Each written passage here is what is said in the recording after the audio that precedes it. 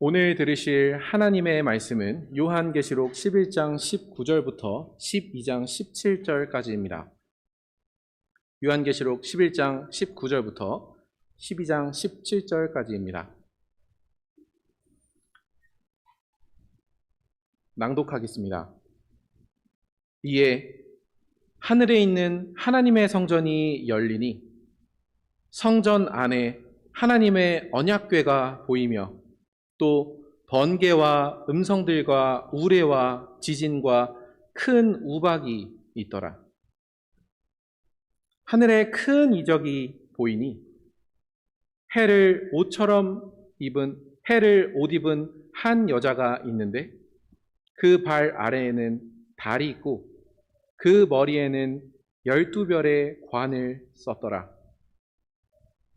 이 여자가 아이를 베어 해산하게 되매 아파서 애를 쓰며 부르짖더라. 하늘에 또 다른 이적이 보이니 보라, 한 큰 붉은 용이 있어 머리가 7이요 뿔이 10이라. 그 여러 머리에 7 왕관이 있는데 그 꼬리가 하늘의 별 3분의 1을 끌어다가 땅에 던지더라. 용이 해산하려는 여자 앞에서 그가 해산하면 그 아이를 삼키고자 하더니 여자가 아들을 낳으니 이는 장차 철장으로 만국을 다스릴 남자라. 그 아이를 하나님 앞과 보좌 앞으로 올려가더라.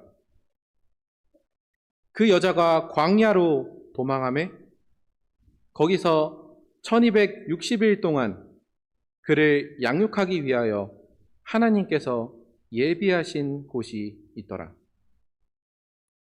하늘에 전쟁이 있으니 미가엘과 그의 사자들이 용과 더불어 싸울세. 용과 그의 사자들도 싸우나 이기지 못하여 다시 하늘에서 그들이 있을 곳을 얻지 못한지라. 큰 용이 내쫓기니 옛 뱀, 곧 마귀라고도 하고 사탄이라고도 하며 온 천하를 꿰는 자라. 그가 땅으로 내쫓기니 그의 사자들도 그와 함께 내쫓기니라. 내가 또 들으니 하늘에 큰 음성이 있어 이르되 이제 우리 하나님의 구원과 능력과 나라와 또 그의 그리스도의 권세가 나타났으니 우리 형제들을 참소하던 자, 곧 우리 하나님 앞에서 밤낮 참소하던 자가 쫓겨났고 또 우리 형제들이 어린 양의 피와 자기들이 증언하는 말씀으로써 그를 이겼으니 그들은 죽기까지 자기들의 생명을 아끼지 아니하였도다. 그러므로 하늘과 그 가운데 거하는 자들은 즐거워하라. 그러나 땅과 바다는 화 있을진저 이는 마귀가 자기의 때가 얼마 남지 않은 줄을 알므로 크게 분내어 너희에게 내려갔음이라 하더라. 용이 자기가 땅으로 내쫓긴 것을 보고 남자를 낳은 여자를 박해하는지라. 그 여자가 큰 독수리의 2 날개를 받아 광야 자기 곳으로 날아가 거기서 그 뱀의 낯을 피하여 1때와 2때와 반때를 양육받으매 여자의 뒤에서 뱀이 그 입으로 물을 강같이 토하여 여자를 물에 떠내려 가게 하려 하되 땅이 여자를 도와 그 입을 벌려 용의 입에서 토한 강물을 삼키니 용이 여자에게 분노하여 돌아가서 그 여자의 남은 자손 곧 하나님의 계명을 지키며 예수의 증거를 가진 자들과 더불어 싸우려고 바다 모래 위에 서 있더라. 아멘.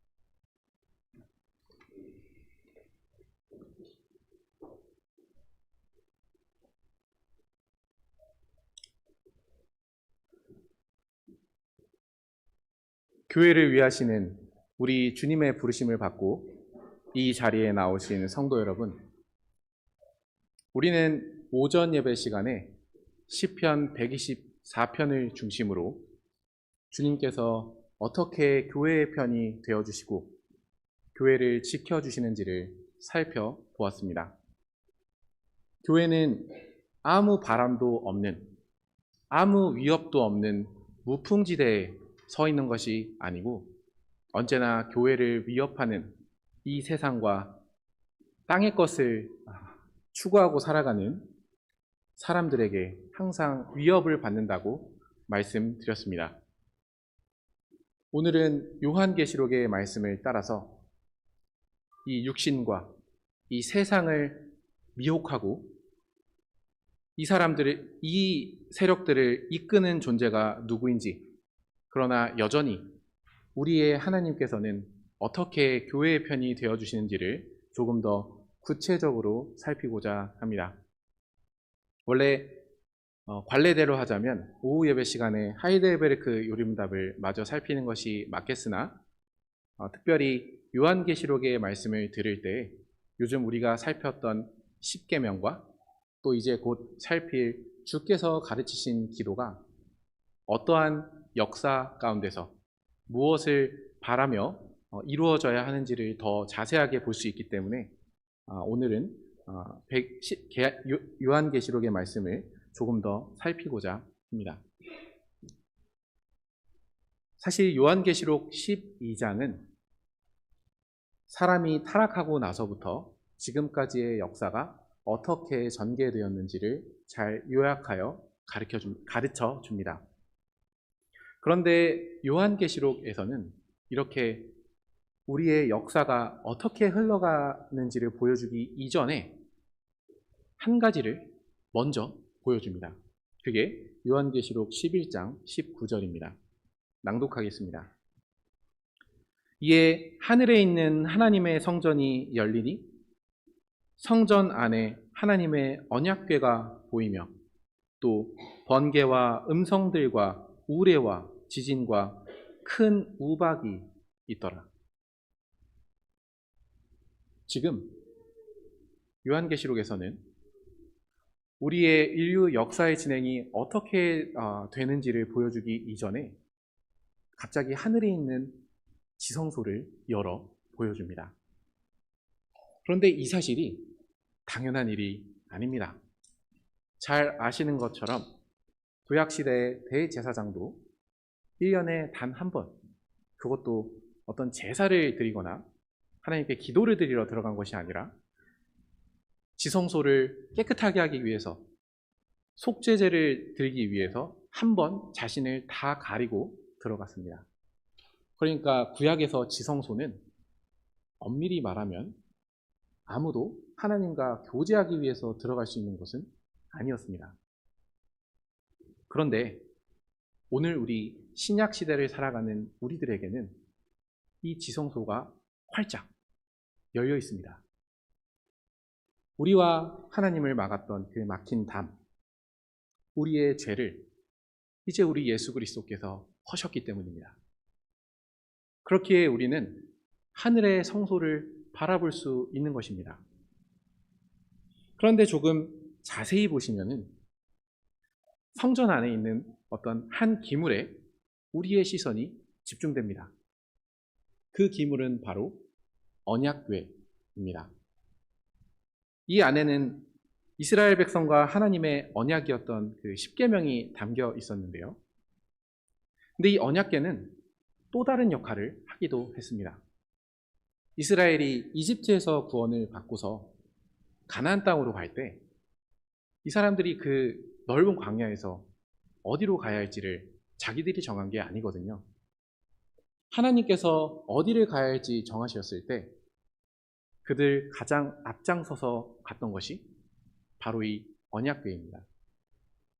그리고 출애굽 2세대들이 마침내 요단강을 건널 때 그 물이 홍해와 같이 갈라졌는데 그때에도 하나님의 언약궤가 가장 앞서 나갔습니다. 그러니 언약궤는 언제나 그 백성과 함께 하시는 하나님께서 그 백성을 이끄시는 곳이 어디인가를 보여주는 역할을 합니다. 그런데 지금 이 언약궤가 하늘에 있습니다. 이 말은 하나님께서 우리를 하나님께서 계신 곳, 그 하늘로 이끄실 것이라는 사실을 명확하게 보여주는 것입니다. 역사의 한 부분을 살고 계시는 성도 여러분, 우리는 이 짧은 역사를 살아가면서도 수많은 일을 겪게 됩니다. 그리고 이 요한계시록의 장엄한 역사 과정을 볼 때에도 우리는 수많은 일을 마주하게 됩니다. 그러나 그럴 때 한 가지를 기억하시면 좋겠습니다. 하나님께서 이 역사 가운데서 자기 백성을 이끌고 가시고 싶어 하시는 곳은 하나님이 계시는 그 하늘의 성소입니다. 우리는 어떠한 상황에서라도 이 소망을 잃지 않고서 역사를 바라보고 또 우리에게 살라고 주신 이 역사의 시기를 살아가야 할 것입니다. 이러한 소망을 가지면서 이제 본격적으로 요한계시록 12장이 알려주는 역사의 과정을 보겠습니다.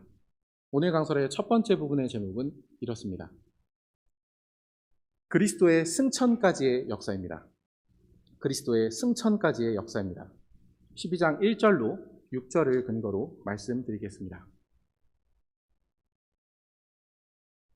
요한계시록에서 성신 하나님께서는 요한 사도에게 역사를 알려주기 위하여 저 하늘에 있는 성소를 보여주셨는데 또 그 하늘에서 우리의 소망이 있는 그 하늘에서 어떤 큰 이적이 나타났다고 12장 1절에 기록되어 있습니다. 낭독하겠습니다. 하늘에 큰 이적이 보이니 해를 옷 입은 한 여자가 있는데 그 발 아래에는 달이 있고 그 머리에는 12별의 관을 썼더라. 뭘 얘기하려는지 쉽게 감이 안 오실 것입니다. 요한계시록은 수많은 상징들로 차 있기 때문입니다. 그러나 상징이 무엇인가를 알 때 사실 요한계시록은 엄청난 복음입니다. 먼저 여기에 있는 한 여자는 교회를 뜻합니다. 그런데 이 교회를 꾸미고 있는 것들을 잘 보십시오. 해를 옷처럼 두르고 있고 그 발 아래에는 달이 쓰고 그 관에는 12별의 관이 있습니다. 면류관을 이야기하는 것입니다. 이 여자가 꾸며진 것들을 보면은 이 여자가 하늘에 속한 존재임을 알 수 있습니다. 이것이 교회를 이루고 있는 우리에게 큰 위로를 줍니다. 우리는 이 땅 위에서 우리 안팎에 있는 수많은 죄들과 씨름하며 살아가지만 우리가 속한 이 교회는 본질적으로 하늘에 속한 교회입니다. 하늘의 영광을 받은 그러한 교회입니다. 특별히 오늘은 12별의 관만 설명드리고 싶은데요. 이 12별의 관은 교회에 속한 하나님의 백성들을 이야기합니다. 성경에서 12은 만수라고 말씀을 드렸었죠. 이스라엘도 12지파였습니다. 요셉이 꿈을 꿨을 때도 그 형제들은 별로 나타났습니다. 이처럼 교회는 모든 성도를 품고 그들이 하늘의 면류관과 같이 빛나는 존재임을, 승리한 존재임을 우리에게 알려줍니다. 이어서 2절을 낭독하도록 하겠습니다. 이 여자가 아이를 베어 해산하게 되매 아파서 애를 쓰며 부르짖더라. 교회가 산통을 겪고 있습니다. 그런데 이 말씀을 자세히 보시면은 창세기 3장 15절의 말씀이 생각납니다. 우리의 첫 인류가 뱀의 꿰매에 빠져서 이제는 더 이상 하나님만을 사랑하지 않고 하나님만을 의지하지 않았을 때, 그렇게 타락하였을 때 하나님께서는 여자에게 산고의 고통을 징계로 주셨지만 그 징계 안에 놀라운 복음도 함께 넣어 주셨습니다. 그것은 여자의 후손이 뱀의 머리를 부숴버릴 거라는 약속이었습니다. 물론 뱀도 여자의 후손의 발꿈치를 상하게 할 것이지만 그것은 작은 상처일 뿐이었습니다. 우리의 주님께서는, 교회의 머리이신 주님께서는 그렇게 이 일을 위해서 태어나셔야만 했습니다. 그런데 이 요한계시록 12장 2절은 사실 구약시대 전체를 요약하고 있기도 합니다. 구약시대에 수많은 죄와 연약함이 있었습니다. 그 안에서 하나님께 징계를 받아 큰 슬픔을 겪기도 하였습니다. 그러나 그런 가운데에서도 하나님께서는 계속해서 예수의 나심을 예비하기 위해서 여인의 후손들이 태어나게 하셨습니다.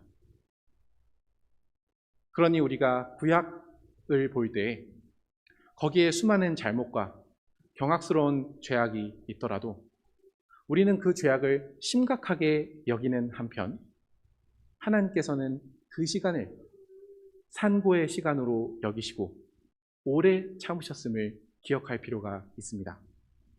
그 교회가 얼마나 못났든지 주님께서는 참된 여자의 후손을 교회의 선물로 주시기 위해서 구약의 교회가 산고를 겪으며 이리저리 좌충우돌하고 시행착오를 겪는 그 모든 순간에 오래 참으시면서 함께 하셨습니다.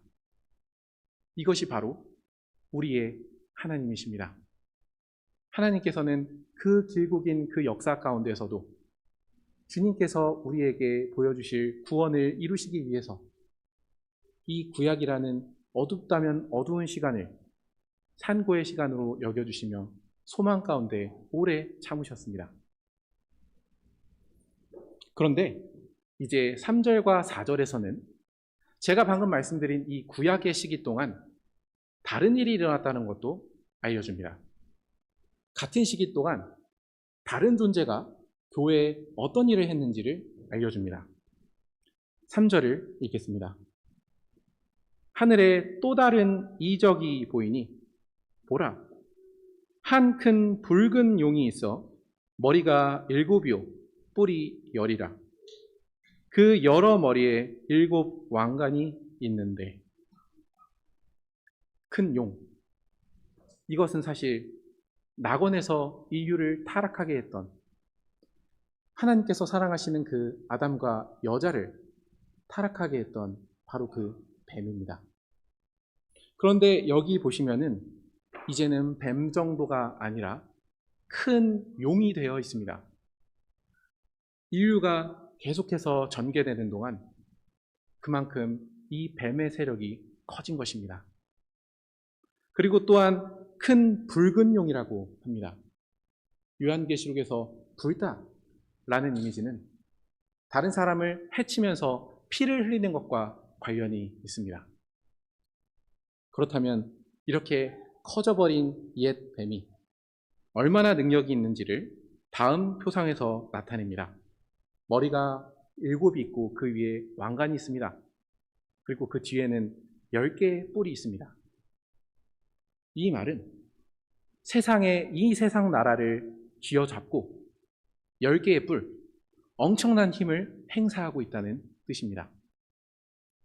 우리가 시편 124편 3절로 5절에서 교회를 향하여 몰아치는 세상의 힘이 엄청나게 강하다고 말씀드렸었는데 그들을 지배하고 움직이는 존재가 역사의 진행에 따라 수많은 수졸들을 모은, 수많은 사람들을 모은 옛 뱀으로부터 시작되었다는 것을 우리는 알 수 있습니다.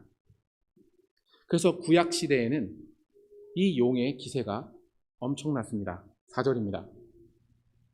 그 꼬리가 하늘의 별 3분의 1을 끌어다가 땅에 던지더라. 용이 해산하려는 여자 앞에서 그가 해산하면 그 여자를 삼키고자 하니.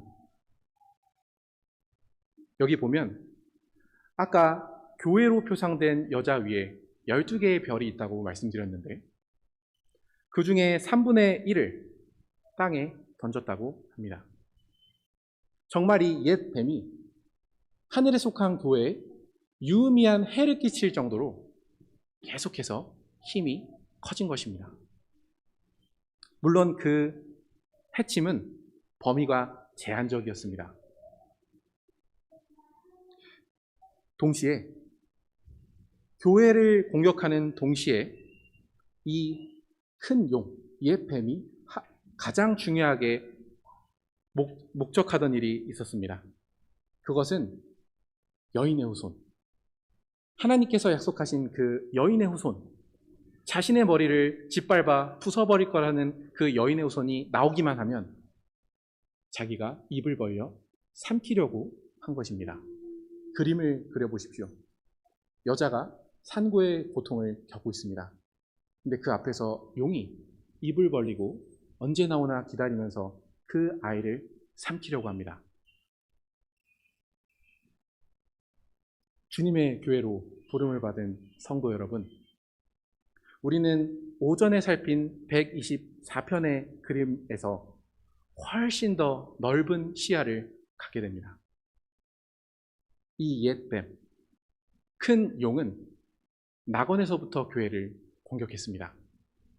그리고 그 교회의 그 세력을 계속해서 키워서 교회를 계속해서 공격했습니다. 중요한 것은 이것입니다.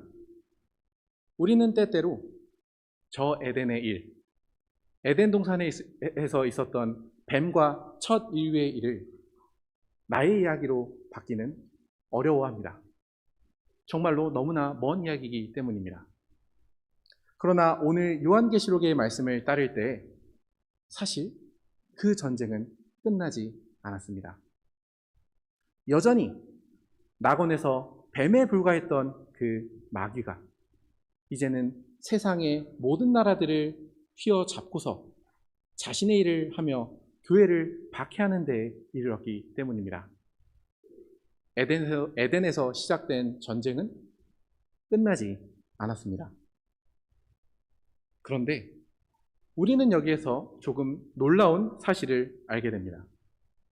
용이 큰 힘을 가지고 교회를 해하려고 하고 여자의 후손이 나오기만 하면 먹으려고 하는 그런 잔혹함을 보여주는 가운데 사실 이 일 중에 하나도 제대로 되는 게 없기 때문입니다. 5절을 읽겠습니다. 여자가 아들을 낳으니 이는 장차 철장으로 만국을 다스릴 남자라.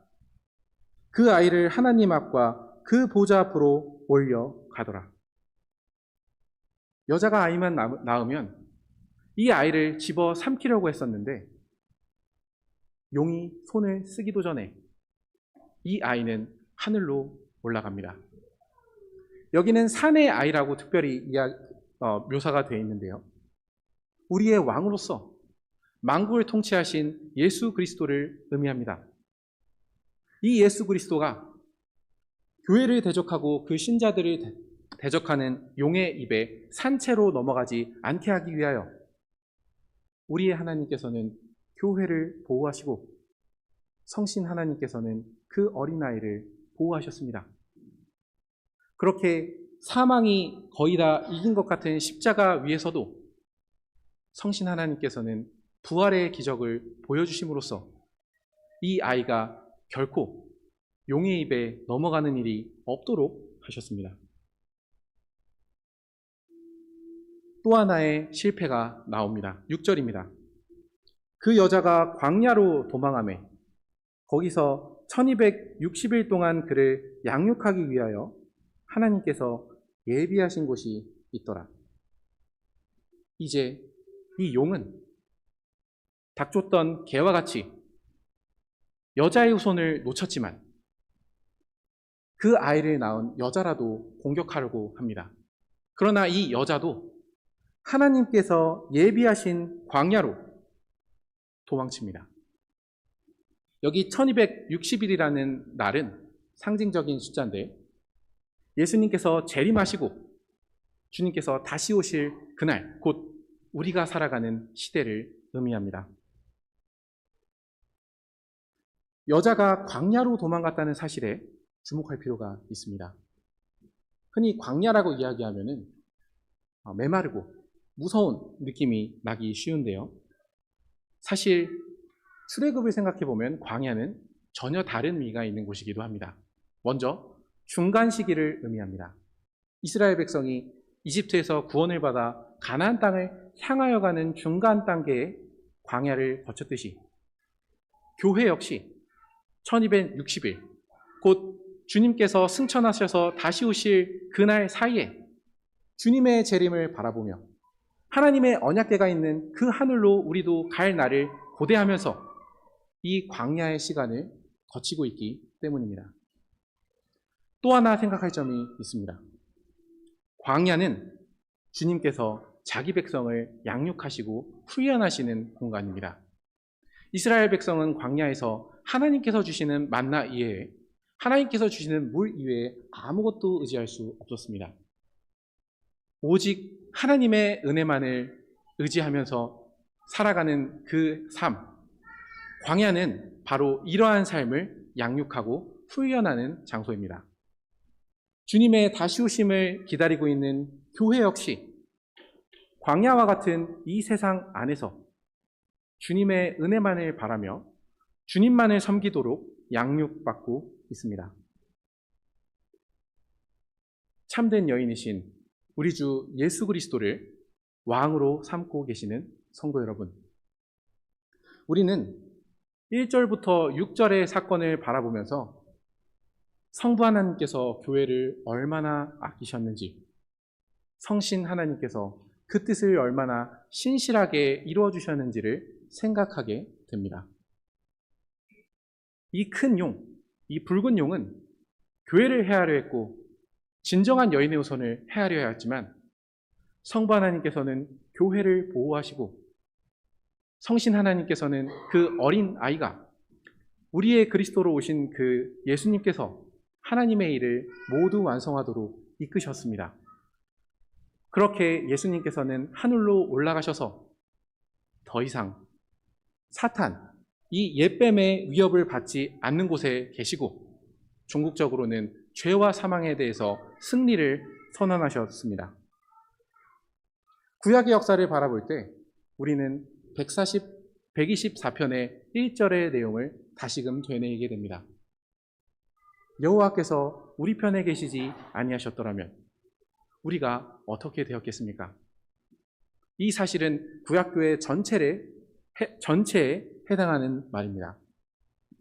그리고 그리스도께서 승천하신 그 다음 신약교회를 살아가고 있는 우리에게도 똑같이 해당됨을 오늘 강설의 두 번째 부분에서 살펴보겠습니다. 두 번째 부분의 제목은 그리스도의 승천 이후의 역사입니다. 그리스도의 승천 이후의 역사입니다. 7절로 12절을 근거로 말씀드리겠습니다. 제가 7절부터 9절을 한 번에 읽겠습니다. 하늘에 전쟁이 있으니 미가엘과 그의 사자들이 용과 더불어 싸울세. 용과 그의 사자들도 싸우나 이기지 못하여 다시 하늘에서 그들이 있을 곳을 얻지 못한지라. 큰 용이 내쫓기니 옛 뱀, 곧 마귀라고도 하고 사탄이라고도 하며 온 천하를 꿰는 자라. 그가 땅으로 내쫓기니 그의 사자들도 그와 함께 내쫓기니라. 지금 읽어드린 7절로 9절의 말씀은 예수님께서 승천하시고 하늘과 땅의 모든 권세를 받으신 왕으로 임명되신 후의 이야기입니다. 그 전까지 이 사탄은, 이 옛 뱀은 교회의 하늘에 있는 성도들도 떨어뜨릴 수 있는 그러한 위해를 가할 수 있었습니다. 그러나 그리스도께서 승리하시고 왕이 되신 이후에는 더 이상 이들은 하늘에 있을 곳이 없었습니다. 이들이 하늘에 있었다는 사실은 욥기를 볼 때 알 수 있습니다. 욥을 참수하던 자가 누구입니까? 하나님 앞에서 욥의 신앙을 의심하고 믿지 못하던 자는 마귀였습니다.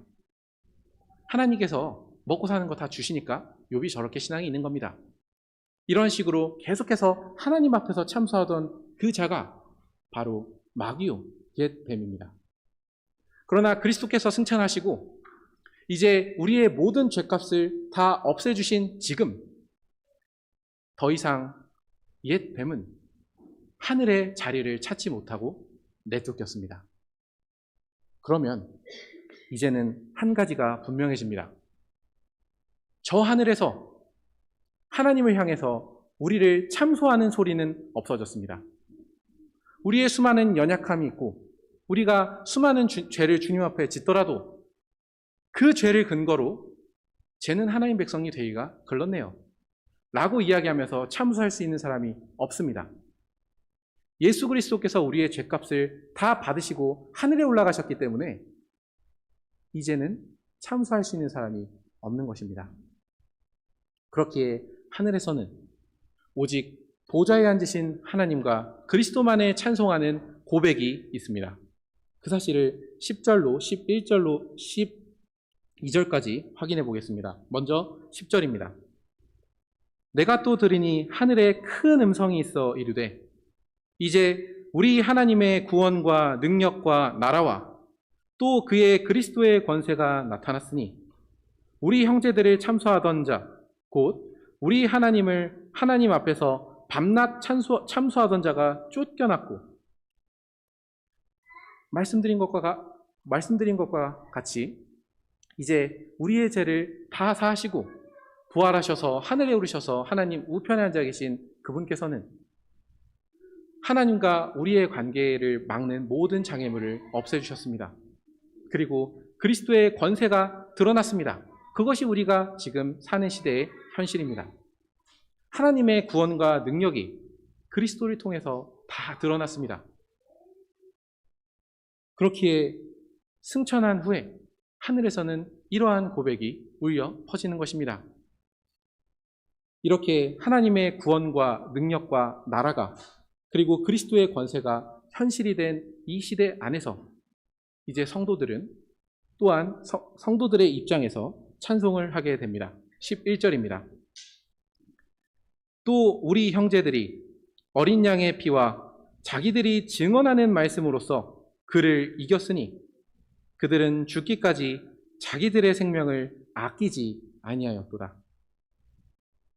그리스도께서 자기의 생명을 바치셔서 자신의 죄를 해결해 주셨음을 안 시대, 성부 하나님께서 이 일을 위해서 자기 아드님을 내어주셨음을 안 이 시대, 이러한 복음을 믿고 살아가는 사람들은 이제 자신의 죄에 대해서 그 죄에 대한 죄로 인해서 하나님과의 관계가 틀어졌다는 그런 생각을 하지 않게 됩니다.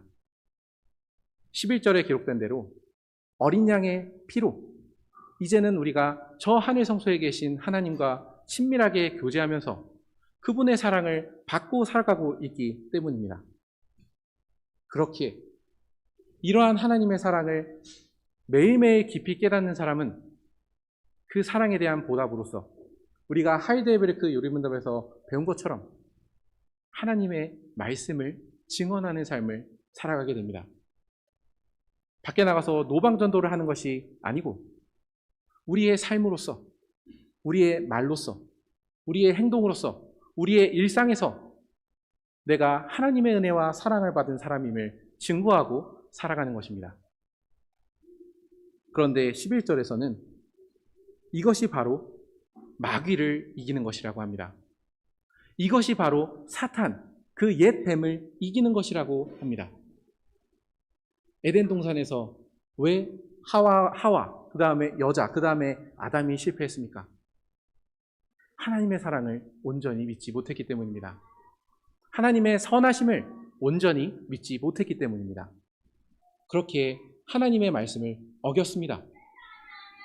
그러나 그리스도 안에서 우리는 에덴에서 실패한 그 아담과는 다르게 이제는 하나님의 사랑으로 만족하며 그 어린 양의 피가 나타내는 하나님의 사랑으로 만족하며 주님의 말씀을 순종하며 이기는 삶을 살게 됩니다.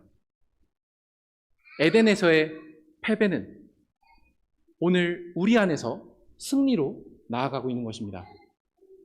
어린 양께서 죽으시고 부활하심으로써 죄와 사망의 권세를 이기셨기 때문에 우리는 그 승리에 참여하면서 어쩌면 에덴의 아담보다 훨씬 더 높은 지위에서 더 나은 일을 하고 살아가고 있는 것입니다.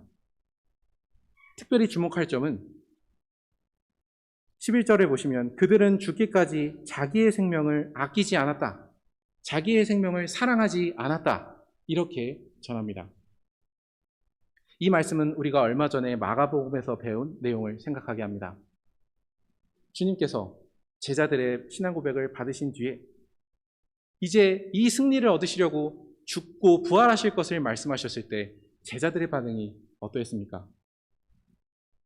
제자들은 그 일을 말렸습니다. 베드로는 논쟁했습니다. 예수님을 혼냈습니다. 그럴 때 예수님께서 이렇게 말씀하셨습니다. 누구든지 자기 목숨을 구원하고자 하면 잃을 것이요. 누구든지 나와 복음을 위하여 자기 목숨을 잃으면 구원하리라. 당시 제자들은 아직 이 말을 깨닫지 못했지만 이제 주님께서 승리하시고 왕이 된 이 시대에는 성신 하나님으로 우리는 이 말씀을 이루며 살아가게 됐습니다. 제자들도 그렇게 살았고 그 제자들이 전한, 그 사도들이 전한 복음을 듣는 우리 역시 우리의 생명을 다 바쳐서 더욱더 주님을 사랑할 수 있는 힘을 얻게 되는 것입니다. 이것이 높이 되신 그리스도, 하나님 우편에 앉아 계신 그리스도께서 다스리시는 이 신약 시대를 살아가는 우리의 현실입니다. 주님께서는 바로 이러한 삶을 살게 하시려고 자기의 피를 쏟으시고 우리를 주님의 백성으로 부르신 것입니다. 에덴에서 그 작은 뱀은 그 귀한 사람들을 미혹했지만 우리는 이제 죽임당한 어린 양의 인도를 따라 그분의 이기심을 쫓아서 큰 용의 공격이라도 미혹되지 않고 하나님만을 사랑하며 그분의 계명을 지킬 수 있게 된 것입니다. 이것이 바로 오늘 우리가 신약시대를 살아가는 가장 중요한 현실입니다.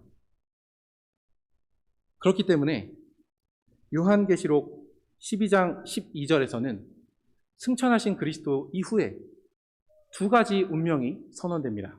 낭독하겠습니다. 그러므로 하늘과 그 가운데에 거하는 자들은 즐거워하라. 그러나 땅과 바다는 화 있을진저 이는 마귀가 자기의 때가 얼마 남지 않은 줄 알므로 크게 분내어 너희에게 내려갔음이라 하더라. 하늘에 속한 사람들, 저 지성소의 소망을 보고 살아가는 사람들, 그것이 바로 오늘 우리들입니다. 땅과 바다는 요한계시록에서는 특별히 하나님을 믿지 않는 아담들, 흙에 속한 사람들이 살아가는 그러한 사회와 세력을 의미합니다. 물론 우리는 그들과 함께 섞여서 살아가고 있지만 이 두 인류의 운명은 완전히 다릅니다. 오히려 이 땅에서부터 하늘 아버지의 사랑을 의지하며 주님의 계명을 지키고 살아가는 사람의 삶은 힘듭니다. 그러나 바로 그러한 자들에게 주님께서는 즐거워하라 말씀하십니다. 주님께서 승리하셨기 때문입니다. 그러나 이 땅에서는 편하고 잘 사는 것 같이 보이면서도 도무지 하나님을 믿지 않고 살아가는 그 사람들에게는 화 있을 거다. 이렇게 선언됩니다. 이제 마귀는 주님께서 다시 오실 날이 멀지 않음을 알았습니다. 그리고 이미 두 번의 패배를 겪었습니다. 교회를 해야 하려 했는데 교회도 해야 하지 못했고 여인의 후손을 삼키려 했는데 삼키지도 못했습니다. 그리고 하늘에서 쫓겨났습니다. 몇 번의 패배를 겪은 이 용은 이제 우리가 살아가는 이 땅에서 마지막 발악을 하게 될 것입니다. 바로 이 시대의 또 다른 현실은 바로 자신의 운명이 얼마 남지 않은 줄 알고 이 옛 뱀이 발악을 하는 시대입니다. 그래서 오늘 강설의 마지막 부분의 제목은 이렇습니다. 마지막 발악의 시기입니다. 13절로 17절을 근거로 말씀드리겠습니다. 13절과 17절에서는 이제 땅으로 쫓겨난 이 옛 뱀이 계속해서 교회를 공격합니다. 2번 공격하는데 모두 패배로 돌아갑니다. 먼저 13절입니다. 용이 자기가 땅으로 내쫓긴 것을 보고 남자를 낳은 여자를 박해하는지라. 주님께서 말씀과 성신으로 다스리시는 이 교회 자체를 없애려고 달려드는 것입니다. 그런데 14절을 보시면 그 기도가 무마됩니다. 14절입니다. 그 여자가 큰 독수리의 2 날개를 받아 광야 자기 곳으로 날아가 거기서 그 뱀의 낯을 피하여 1때와 2때와 반때를 양육받으매. 아까 6절을 보시면은 이 여자, 이 교회는 주님께서 예비하신 그곳으로 가서 보호를 받고 양육을 받기 위해서 광야로 자기가 도망쳤다고 나와 있습니다. 12절에서는 사실 그 일이 주님께서 하신 일임이 나타납니다. 그렇게 도망갈 수 있도록 큰 독수리의 2 날개를 주신 분이 바로 주님이시기 때문입니다. 독수리의 큰 2 날개는 이스라엘 백성을 하나님께서 보호하셨을 때 자주 쓰던 내용입니다. 독수리는 자기 새끼를 양육할 때 먼 곳에서 떨어뜨려서 비행을 하다가 추락할 것 같으면 얼른 밑으로 가서 자기 날개로 받아냅니다. 그렇게 새끼를 자기 위에 지고서 목적지로 새끼와 함께 인도합니다. 바로 그러한 이미지를 사용해서 주님께서 교회가 결코 용의 침해를 받을 수 없는 곳으로 데려가셨다 하는 것입니다. 여기서 우리가 한 번 더 생각할 점이 있습니다. 여기 14절에 보시면은 1때와 2때와 반때, 광야에서 이렇게 양육받았다고 합니다. 아까는 1260일이 우리가 살아가는 시대를 의미한다고 하는데 사실 1260일을 연 단위로 계산하면 3년 반이 나옵니다. 같은 시기를 짧게 표현하는 것입니다.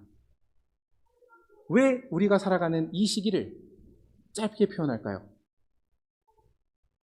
왜냐하면 이 시기가 뱀의 낯을 피하는 시대이기 때문입니다. 뱀이 활동할 수 있는 시대가 많지 않다는 것을 보여주는 것입니다. 이것이 우리에게 소망이 됩니다. 우리가 이 땅을 살아가는 동안에 주님의 말씀에 순종하지 않을 수 있는 여러 유혹들이 옵니다. 우리가 조금 더 사랑하고 의지하고 싶은 것들이 계속해서 삶의 단계마다 옵니다. 때로는 어떤 어려움에 처했을 때 우리는 이 어려움이 끝나지 않을 것 같아서 쉽게 타협을 하고 싶은 마음이 들기도 합니다. 그러나 그때 기억하시기 바랍니다. 옛 뱀이 우리를 미혹하는 그때는 짧습니다. 그것을 이 요한계시록의 말씀에서 확인할 수 있습니다. 어쨌든 이렇게 용이 교회를 없애려는, 박해하려는 그러한 시도가 물 건너갔을 때 다시 한번 뱀은 공격을 시도합니다. 15절입니다. 여자의 뒤에서 뱀이 그 입으로 물을 강같이 토하여 여자를 물에 떠내려 가게 하려 하되. 물이 또 나왔습니다. 시편 124편 4절로 5절에서는 교회를 무너뜨리기 위해서 엄청난 강물이 그 계절천이 빠르게 몰아친다고 말씀을 드렸습니다. 그리고 그 강물은 교만하다고 하였습니다. 왜냐하면 그 강물은 우리가 출산율에 관련해서 여러 시대의 흐름을 살펴보았던 것과 같이 하나님만을 의지하지 않고 다른 식으로 살 수 있다는 것을 알려주는 그릇된 가르침이기 때문입니다.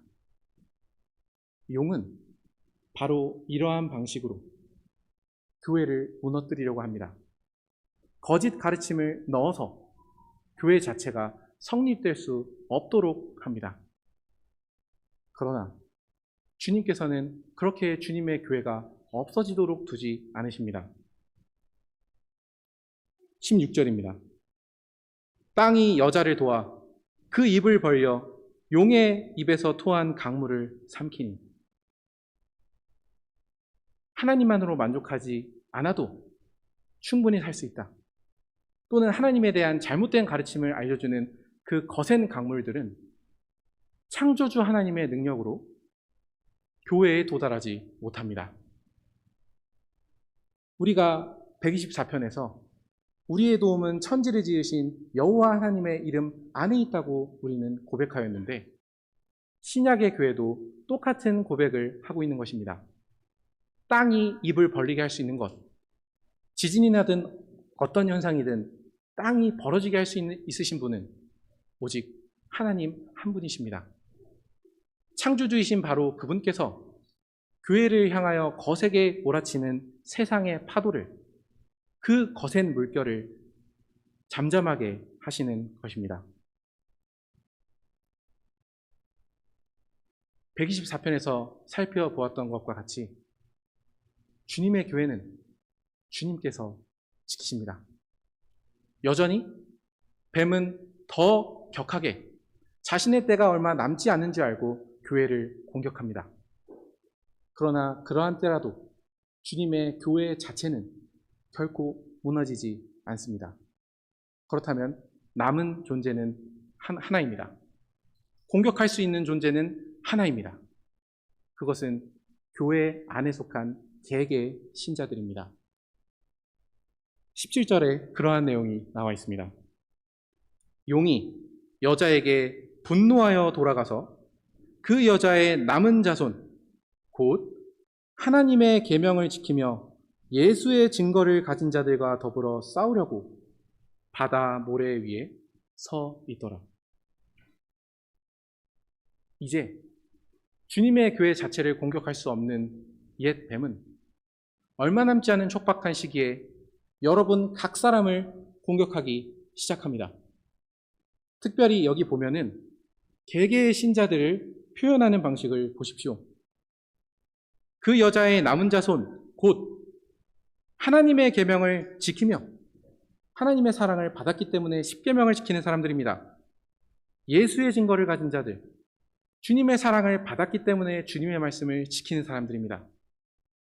우리가 얼마 전까지 살펴보았던 것처럼 구원을 받은 사람으로서 주님의 계명을 지키고자 하는 사람들, 사랑을 받은 자로서 주님의 사랑을 나타내고자 살아가는 사람들, 그것이 곧 오늘 우리 아닙니까? 바로 이러한 자들을 없애려고 이제 13장 이후에서 용은 거세게 몰아칠 것입니다.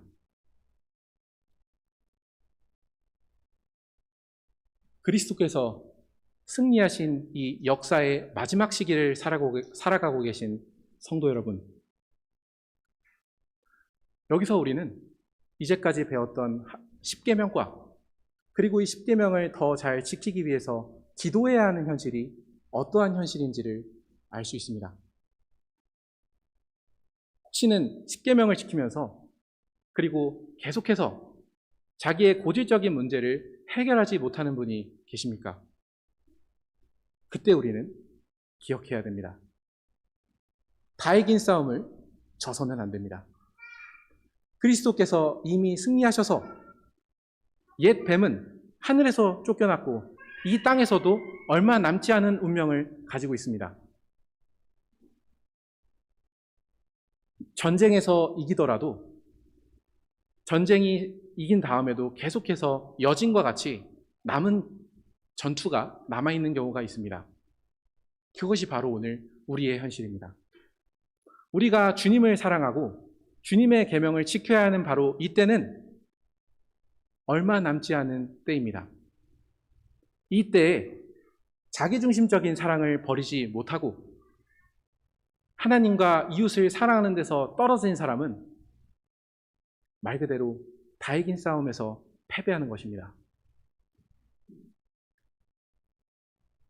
아까 말씀에서 살펴보았던 것처럼 우리가 에덴에서 우리를 넘어뜨렸던 그 옛뱀, 지금은 큰 붉은 용이 된 이 존재를 이기는 유일한 방법은 예수의 증거를 가지고 하나님의 계명을 지킬 때입니다. 그것으로서 나는 너가 지시하는 그것, 하나님만을 사랑하고 이웃만을 사랑하지 않아도 살 수 있다는 그 미혹된 거센 파도에 휩쓸려가지 않을 거다라는 것을 보여주기 때문입니다. 오늘 우리가 승리하도록 부름받은 현실이 바로 이러한 현실입니다. 하나님만을 사랑하고 하나님을 사랑하기에 이웃을 사랑하는 것, 이것은 에덴의 전쟁을 마지막 승리로 이끄는 단계에 있는 것입니다. 그리고 뱀의 때가 얼마 남지 않은 것처럼 한 때, 두 때 반, 고작 3년 반 정도 남은 그렇게 짧은 기간 동안 우리는 어서 빨리 주님께서 오시기를, 나라가 우리 땅에 임하시기를, 주님의 뜻이 우리를 통해서 이루어지기를 계속해서 바라야 하는 것입니다. 우리는 이러한 역사적 현실 가운데서 십계명도 지키고 주님께서 가르쳐 주신 기도도 드리는 것입니다. 때가 얼마 남지 않았습니다. 그것이 요한계시록에서 우리에게 알려주는 것입니다. 그렇기에 우리는 다시 한번 우리의 자녀들을 생각합니다. 직설적으로 말씀드리자면 어린아이들의 시간을 어떻게 계획하고 있으십니까? 이 세상의 공부가 중요합니다. 그것은 하나님께서 우리에게 주신 은사들을 발전시키는 아주 중요한 훈련입니다. 그러나 그렇게 부차적인 훈련이 아이들의 시간을 얼마나 차지하고 있습니까? 6시간에서 8시간을 학원을 다니고 가장 질 떨어지는 시간에 하나님의 말씀을 가르친다면 아이들은 커서도 자신의 시간을 그렇게 쓸 것입니다. 자신의 시간을 이 세상의 일을 위해서 가장 많이 쓴 아이는 커서도 이 세상의 일을 위해서 가장 좋은 시간과 가장 많은 시간을 쓰게 될 것입니다. 우리 아이들도 이 얼마 남지 않은 때를 똑같이 살아가고 우리와 함께 교회를 이루며 살아가야 합니다. 그 아이들의 시간도 주님께서 승리하신 이때에 그 아이들이 거둬야 하는 승리를 위해서 훈련받아야 되는 시간입니다. 그러한 귀한 시간을 하나님의 말씀을 가르치는 데 얼마나 신경 쓰고 계십니까? 만약 우리가 예수님의 증거, 주님의 복음을 가르치는 데 시간을 투자하지 않고 가장 좋은 시간을 쓰지 않는다면 우리가 하나님의 계명을 통해 어떻게 주님을 가장 사랑해야 하는지를 알지 못한다면 요한계시록에서 알려준 승리는 이룰 수 없습니다. 우리의 승리는 복음의 증거를 가지고 하나님의 계명을 지킬 때에 가능하기 때문입니다. 이 아이들도 우리와 함께 더 근본적으로는 그리스도께서 이루신 승리에 참여하게 하기 위해서는 주님의 계명과 주님의 복음을 계속해서 배워야 합니다. 부지런히 배워야 합니다. 그럴 때에야 주님께서 다 이기신 싸움에 참여해서 그들도 자기에게 맡겨진 승리를 맛보면서 주님을 찬양하게 될 것입니다. 그러나 이 일에서 우리가 뒤로 물러난다면 이 귀한 아이들이 다 이긴 싸움에서 패배할 것입니다. 우리가 살아가는 시대가 바로 이러한 시대입니다. 이러한 시대를 우리 살아가고 있음을 기억하시면서 우리가 함께 이러한 일에 힘을 쏟으면서 에덴에서 패배했던 그 전쟁을 함께 승리하는 대로 나아가기를 구합니다. 함께 기도하시겠습니다.